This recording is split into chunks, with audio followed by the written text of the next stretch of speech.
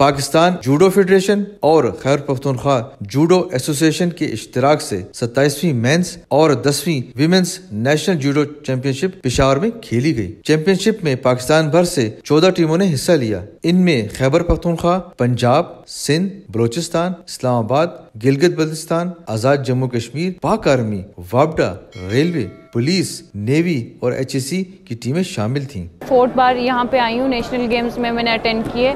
मैंने कायदिज़म गेम में सिल्वर लिया है और इंटर यूनिवर्सिटी में मैंने गोल्ड ली है। मैं कहती हूँ कि लड़कियों को ज़्यादा इस चीज़ में इन्वॉल्व करना चाहिए, लड़कों को भी आना चाहिए। लड़कियों को एक बेनिफिट ये होता है कि उनके सेल्फ डिफेंस के लिए बहुत काम आता है ये चीज़। अगर वो स्पोर्ट्स में आगे जाना चाहती है तो फिर इसमें मतलब मसला ही नहीं है। आगे मतलब पेरेंट्स से भी यही है कि अपने बच्चों को डॉक्टर, पायलट, इन चीज़ों से उनका माइंड ज़रा हटा के लोग स्पोर्ट्स में भी लाएं, क्योंकि स्पोर्ट्स में भी काफ़ी चीज़ें हैं जो वो आगे कर सकती हैं। जूडो एक मार्शल आर्ट है और ये अपनी प्रोटेक्शन के लिए है। 17 चैम्पियनशिप हम ख़वातीन पीछे हैं मर्दों से। बड़ी महदूद सोच है हमारे वालिदैन की कि लड़कियों का बस ज़िंदगी का एक बेहतरीन और आखिरी इख्तिताम है वो शादी है।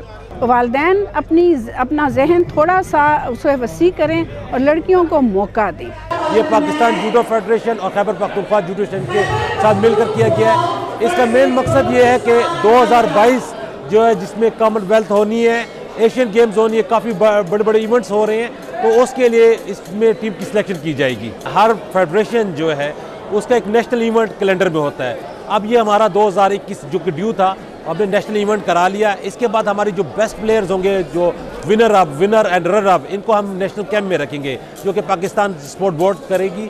उसमें से फिर हमारी टीम जो है फाइनल सिलेक्शन होगी और वो ना सिर्फ कॉमनवेल्थ गेम बल्कि एशियन गेम में भी वो शिरकत करेंगी। कॉमनवेल्थ में हमारी जूडो की काफ़ी अच्छी परफॉर्मेंस रही है। लास्ट जो कॉमनवेल्थ हुई जिसमें जूडो थी 2014 में ग्लास्को में, उसमें वाहिद 2 सिल्वर मेडल आए थे, जिसमें एक रेसलिंग का था और एक पाकिस्तान जूडो का।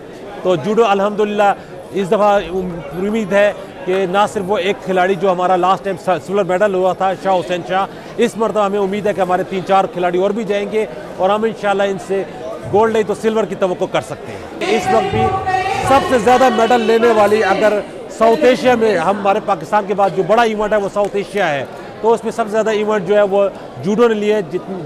2010 में, 2016 में, 2019 में, अब तक 3 साउथ एशियन गेम जो लास्ट है, इसमें कंसेक्टिवली पाकिस्तान जूडो ने जितने भी खिलाड़ी गए 100% रिजल्ट दिए।